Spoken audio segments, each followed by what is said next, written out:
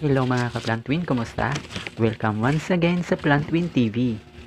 Ngayon ay pag-uusapan natin ang kahangahangang halaman na siguradong magdadagdag ng eksotikong ganda sa inyong tahanan, ang Giant Alocasia. Ang Giant Alocasia o Alocasia microrhizos ay kilala sa kanyang mga malalaking dahon at kahugis ng puso at makintab na berdeng dahon. Ang halamang ito ay hindi lang aesthetic, kundi may kakayahan rin na magbibigay ng tropical vibes sa anumang espasyo.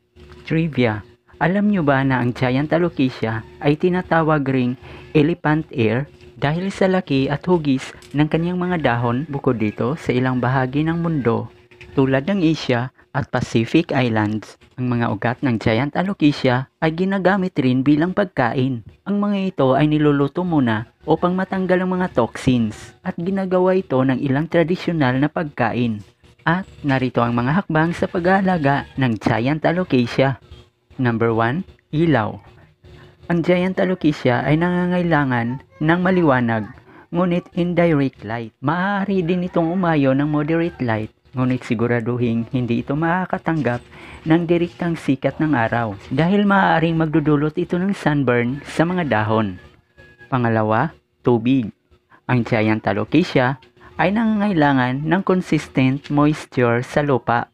Siguraduhin hindi matutuyo ang lupa, ngunit iwasan ang sobrang pagdidilig na magdudulot ng waterlogging. Ang tamang pagdidilig ay kada 3 araw, ngunit depende pa rin ito sa humidity at temperatura sa inyong lugar. Pangatlo, lupa. Gumamit ng well-draining potting mix na may kasamang perlite o orchid bark para siguradong hindi naiipon ang tubig sa lupa. Ang halamang ito ay mas gusto ang lupang may mataas na organic matter. Pang-apat, humidity at temperatura.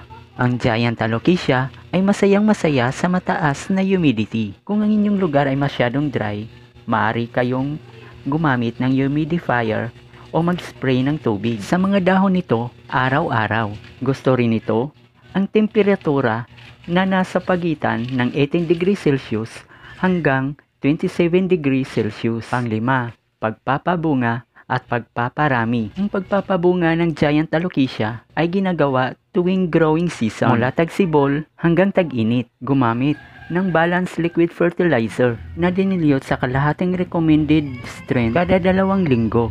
Para naman sa pagpaparami, maaaring gawin ito sa pamamagitan ng division. Kapag ang halaman ay mature na, hatiin ang mga ugat nito at itanim sa magkahiwalay na paso. At pang-6, mga sakit at peste. Ang Giant Alocasia ay maaaring dapuan ng spider mites, aphids, at mealybugs.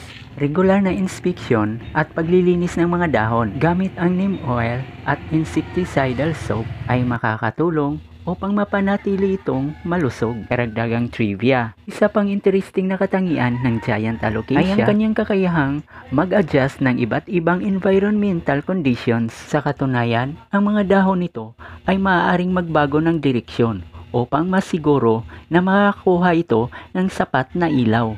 Kaya naman, talagang versatile at fascinating ang halaman na ito. At dyan nagtatapos ang ating episode ngayong araw mga kawin.